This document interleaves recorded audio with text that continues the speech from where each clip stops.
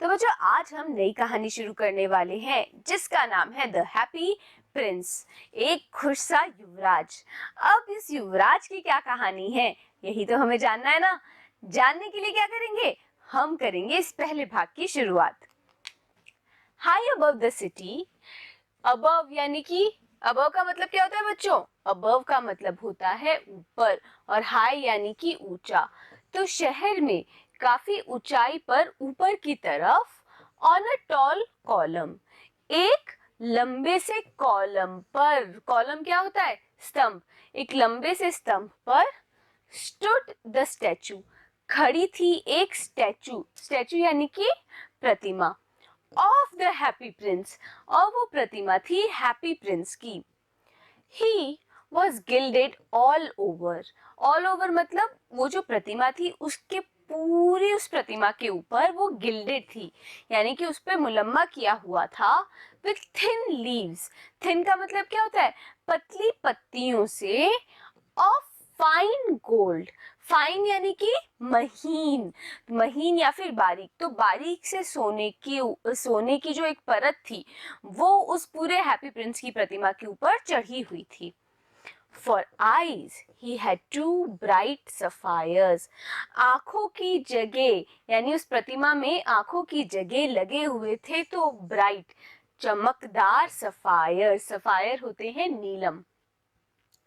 And a large red ruby, और एक large यानी कि विशाल रेड लाल रंग की रूबी, रूबी होता है माणिक, तो लाल रंग का विशाल माणिक glowed on his sword hilt, glowed यानी कि वो चमक रहा था उसकी स्वॉर्ड की यानी कि तलवार की हिल्ट पर, मूठ पर।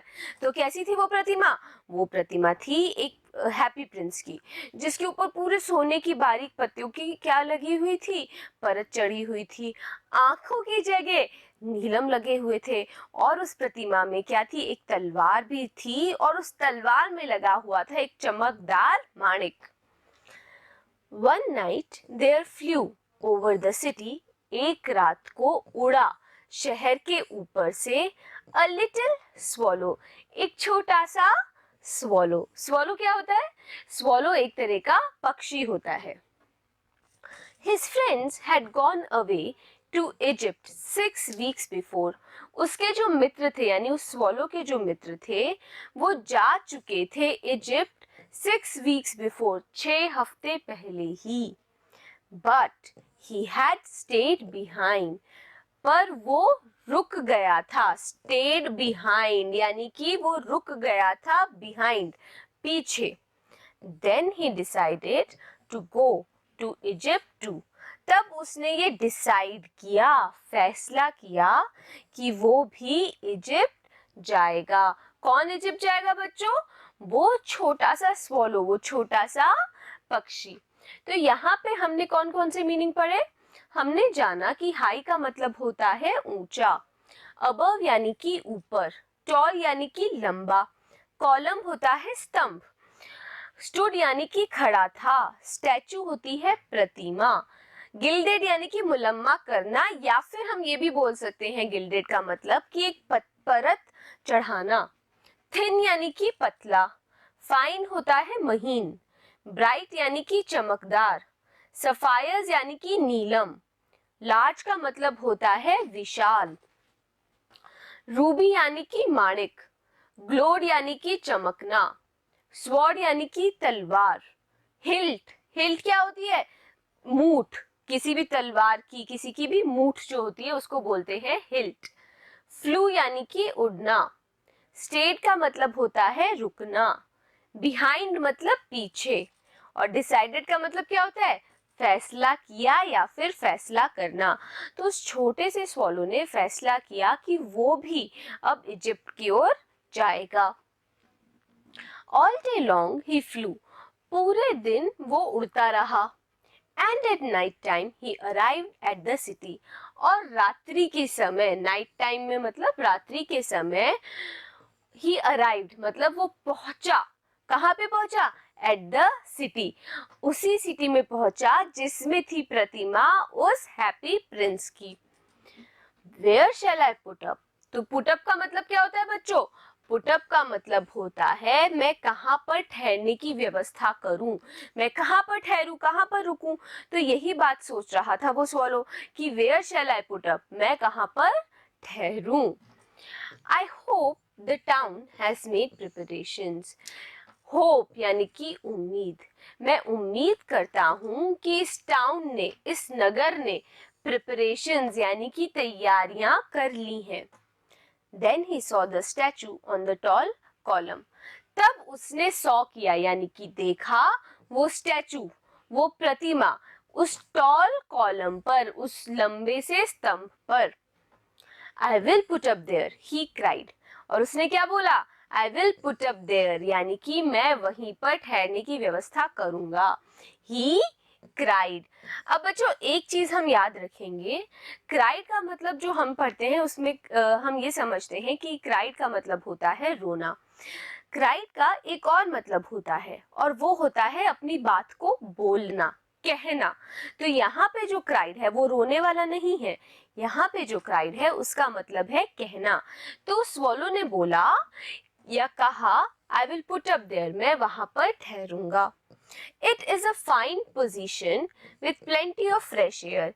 ये बिल्कुल सही पोजीशन है, सही स्थान है विथ प्लेंटी, जहां पर पर्याप्त मात्रा में है फ्रेश यानी कि ताजी एयर, ताजी हवा। So he alighted just between the feet of the happy prince. अब alighted यानी कि उतरना। तो क्या किया स्वॉलो ने? उसने सोचा कि मैं इस हैप्पी प्रिंस के पास ही रुकूंगा, ये बिल्कुल सही जगह है क्योंकि यहाँ पे ताजी हवा भी आ रही है। फिर उसने क्या किया? वो उतरा। कहाँ पर उतरा? बिटवीन द फीट, पैरों के बीच में, ऑफ हैप्पी प्रिंस के। तो क्या किया उस वालों ने? उसने फैसला किया और वो हैप्पी प्रिंस के पैरों के बीच में उतर गया। तो यहाँ पे हमने जाना कि अराइव्ड का मतलब होता है पहुंचना, होप यानी कि उम्मीद, टाउन का मतलब होता है नगर, प्रिपरेशंस यानी कि तैयारी, पुटअप, पुटअप का मतलब होता है ठहरने की व्यवस्था करना, पोजीशन यानी कि स्थान, प्लेंटी यानी कि पर्याप्त, फ्रेश का मतलब होता है ताजा और अलाइटेड यानी कि उतरना। फिर क्या हुआ?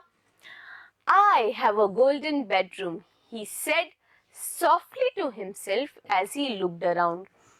तो जब उस स्वॉलो ने आसपास देखा, लुक्ड अराउंड मतलब अपने आसपास देखा, तो उसने सॉफ्टली यानी कोमलता पूर्वक हिमसेल्फ खुद से बोला। क्या बोला? I have a golden bedroom, मेरे पास सोने का शयन कक्ष है। And he prepared to go to sleep, और वो प्रिपेयर करने लगा यानी वो तैयारी करने लगा स्लीप की, सोने की। But just as he was putting his head under his wing, जब वो डाल रहा था, पुटिंग यानी कि जब वो डाल रहा था अपना सर अपने विंग यानी कि पंख के अंदर, a large drop of water fell on him, एक बहुत बड़ी बूंद, लार्ज यानी कि विशाल या फिर बड़ी, और ड्रॉप यानी कि बूंद, एक विशाल बूंद पानी की, फेल ऑन हिम गिरी उसके ऊपर। What a curious thing, curious यानी कि अजीब या फिर कितनी अजीब सी बात है, कितनी उत्सुक सी बात है। तो क्या बोल रहे हैं? वो स्वॉलो सोच रहा है कितनी अजीब बात है। ही क्राइड, क्राइड, अब याद रहेगा ना बच्चों, हम पहले पूरा वाक्य पढ़ेंगे फिर जानेंगे कि क्राइड में यहाँ पे मतलब क्या आ रहा है। यहाँ पे क्राइड का मतलब रोना नहीं है, यहाँ पे क्राइड का मतलब है कहना। तो उसने कहा कितनी अजीब बात है। There is not a single cloud in the sky. आकाश में सिंगल यानी एक भी क्लाउड नहीं है, बादल नहीं है। The stars are quite clear. जो तारे हैं वो भी काफी, क्वाइट यानी कि काफी, और क्लियर का मतलब क्या होता है? साफ।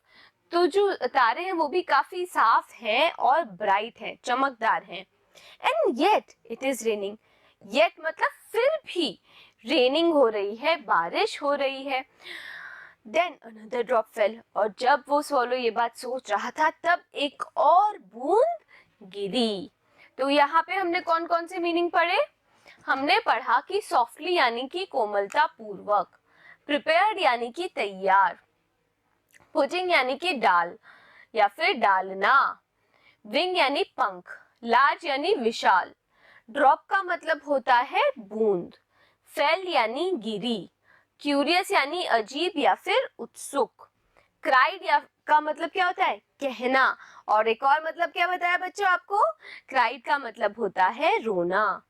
सिंगल यानी एक, क्लाउड यानी कि बादल, क्वाइट यानी काफी, क्लियर का मतलब होता है साफ, ब्राइट यानी कि चमकदार, और रेनिंग यानी कि वर्षा होना। तो स्वॉलो को क्या लग रहा है कि भाई आसमान में एक भी बादल नहीं है, तारे बिल्कुल साफ हैं और चमकदार हैं, पर फिर भी कितनी अजीब बात है कि बारिश हो रही है। और जब ये बात स्वॉलो सोच रहा था तब एक और बूंद आकर उसके ऊपर गिरी।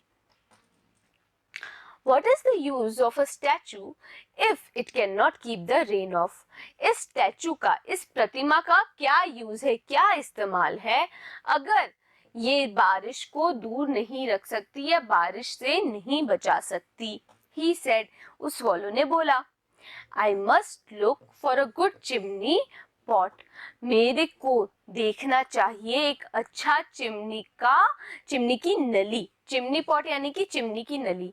तो क्या था, वो शहर में बहुत ऊंचे की तरफ रह रहा था उस स्टैचू के पास में, तो उसने क्या सोचा, भाई मैं चिमनी की नली में रह लूंगा तो मेरी रक्षा हो जाएगी बारिश से भी।